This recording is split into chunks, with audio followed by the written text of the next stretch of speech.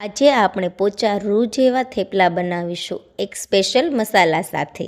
આ મસાલો તમારે એકવાર બનાવી લેવાનો અને જ્યારે પણ તમારે થેપલા કરવાના હોય ને ત્યારે આ મસાલો એડ કરીને મેથીના મસાલા થેપલા બનીને રેડી થઈ જશે ઝટપટ એવા. મારા ઘડીએ બધા મસાલા તમારે એડ નહીં કરવા પડે અને આ મસાલો તમે 6 મહિના સુધી ફ્રીજમાં સ્ટોર પણ કરી શકો છો. અને જ્યારે ટ્રાવેલિંગ માટે તમારે ઝટપટ થેપલા બનાવવા હોય ત્યારે મસાલાથી તમે થેપલા બનાવી શકો છો. તો સૌપ્રથમ એમના માટે અહીં મેં 2 ટેબલસ્પૂન જેટલું મીઠું એડ કરેલું છે, 2 ટેબલસ્પૂન જેટલું લાલ મરચું પાવડર એડ કરવાનું છે, 1 ટેબલસ્પૂન જેટલું હળદર પાવડર એડ કરવાનું છે, અડધી ચમચી જેટલી હિંગ એડ કરવાની છે અને 2 થી 3 ટેબલસ્પૂન જેટલો ધાણા જીરું પાવડર આપણે એમાં એડ કરવાનો છે. અને બધી જ વસ્તુને સારી રીતે આપણે એક મિક્સર જારમાં ગ્રાઇન્ડ કરી લેવાનું છે. આ રીતે આપણે બધા જ મસાલા ગ્રાઇન્ડ થઈ જાય ત્યારબાદ ફરી આપણે એમાં 1 ટેબલસ્પૂન જેટલું આખું જીરું એડ કરવાનું છે અને 2 થી 3 ટેબલસ્પૂન જેટલા આખા તલ આવે તે એડ કરવાના છે. અને એમાં 2 ટેબલસ્પૂન જેટલી આપણે કસૂરી મેથી એડ કરવાની છે અને ફરી પાછું આપણે મિક્સર જારમાં ગ્રાઇન્ડ કરી લેવાનું છે.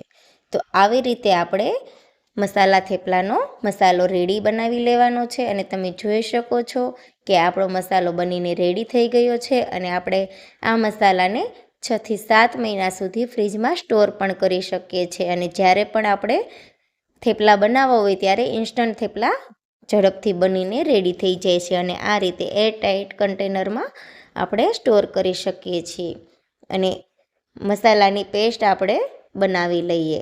અહીં મેં 2 નંગ જેટલા લીલા મરચાં લીધેલા છે, 1 ઇંચ જેટલો આદુનો ટુકડો લીધેલો છે અને 7 થી 8 નંગ જેટલી લસણની કળી લીધેલી છે અને તેમને આપણે પેસ્ટ બનાવી લઈએ. પેસ્ટ બનીને રેડી થઈ ગઈ છે અને 1 બાઉલ જેટલી આપણે કટિંગ કરેલી અને સારા પાણીથી ધોયેલી એવી આપણે મેથી લેવાની છે અને 1 કપ જેટલા આપણે ધાણા કટિંગ કરેલા લેવાના છે. અને આદુ મરચાંની લસણની પેસ્ટ બનાવેલી છે તે અહીં સ્વાદ અનુસાર આપણે એડ કરવાની છે. અને આપણે જે સ્પેશિયલ મસાલો બનાવેલો હતો તે 4 થી 5 ટેબલસ્પૂન જેટલો એડ કરવાનો છે. અને અહીં મેં 2.5 બાઉલ જેટલો ઘઉંનો લોટ રોટલીનો આવે તે લીધેલો છે. અને બધી જ વસ્તુને સારી રીતે આપણે મિક્સ કરી લેવાનું છે. અને બધી જ વસ્તુ મિક્સ થઈ જાય ત્યારબાદ આપણે મોણ માટે અહીં 3 મોટી ચમચી જેટલું તેલ એડ કરવાનું છે. તેલ એડ કરવાથી આપણા થેપલા છે તે રૂ જેવા પોચા બનશે. અને સારી રીતે આપણે મોણ આપીને મિક્સ કરી લેવાનું છે. અને જે રોટલીનો લોટ આપણે બાંધીએ એ રીતે જ આપણે આ લોટને પણ બાંધી લેવાનું છે. તો આ રીતે જેમ જરૂર પડતી જાય એ રીતે પાણી એડ કરતા જશું અને લોટ આપણે રોટલી જેવો સ્મૂથ એવો બાંધી લેવાનો છે. તો તમે જોઈ શકો છો કે આપણો લોટ સરસ એવો બંધાઈને રેડી થઈ ગયો છે. અને ઉપરથી પાછું મેં 1 ટેબલસ્પૂન જેટલું તેલ એડ કરેલું છે જેનાથી આપણા લોટમાં સારી એવી કૂણ આવી જાય. તો આ રીતે આપણે થેપલાનો લોટ બનીને રેડી થઈ ગયો છે.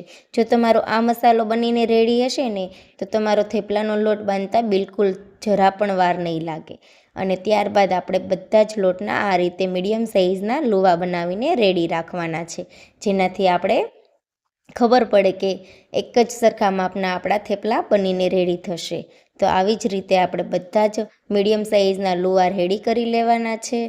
ત્યારબાદ આપણે જે લુવા રેડી કરેલા હતા તે એમાંથી આપણે એક લુવાને લઈને આ રીતે કોરા લોટમાં ડસ્ટ કરીને આપણે જેમ રોટલી વણીએ એ રીતે આ થેપલું આપણે વણતું રહેવાનું છે. રોટલીની સાઇઝની જેમ જ આપણે ન તો જાડું ન તો પતલું એવું આપણે મીડિયમ થેપલું બનાવીને વણતું રહેવાનું છે. તો તમે જોઈ શકો છો કે આપણા થેપલું આ સાઇઝમાં આપણે પતલું એવું બનાવવાનું છે. તો અહીં મારા બધા જ થેપલા વણાઈને રેડી થઈ ગયા છે. ત્યારબાદ અહીં મેં એક તવો મૂકી દીધેલો હતો. તેમાં આપણે એક સાઈડમાં ઝીણા ઝીણા સ્પોટ આવી જાય એ રીતે શેકી લેવાનું છે થેપલાને. એક સાઈડ આપણે આ રીતે થઈ જાય તો તે સાઈડ આપણે ઓઇલ બ્રશની મદદથી ઓઇલ લગાવી લેવાનું છે. સેમ આ જ રીતે આપણે બીજી સાઈડ પણ ઝીણા ઝીણા સ્પોટ આવી જાય એને પણ આપણે સાઈડ ચેન્જ કરીને ઓઇલ બ્રશની મદદથી આપણે ઓઇલ લગાવી લેવાનું છે. તો આવી રીતે આપણે થેપલાને બંને સાઈડ ચેન્જ કરતા જશું અને પલટાવતા જશું અને આપણું સારી રીતે થેપલાને શેકી લેવાનું છે. આ રીતે તમે થેપલાને શેકશો ને તો તમારા થેપલા ક્યારેય ચવડ નહીં થાય અને એકદમ રૂ જેવા પોચા જ બનશે. તો તમે જોઈ શકો છો કે આપણા બધા જ થેપલા બનીને રેડી થઈ ગયા છે અને રૂ જેવા પોચા બનેલા છે. કોઈ પણ વડીલ કે કોઈ પણ નાનું બાળક હોય ને તે પણ આરામથી ખાઈ શકે. તો તમને મારી આ રેસીપી કેવી લાગી તે મને કોમેન્ટ બોક્સમાં જરૂરથી જણાવજો. સાઈડ પર આપેલ બેલ આઇકન પર ક્લિક કરજો જેનાથી તમને અવનવી રસોઈના વિડીયો મળતા રહે.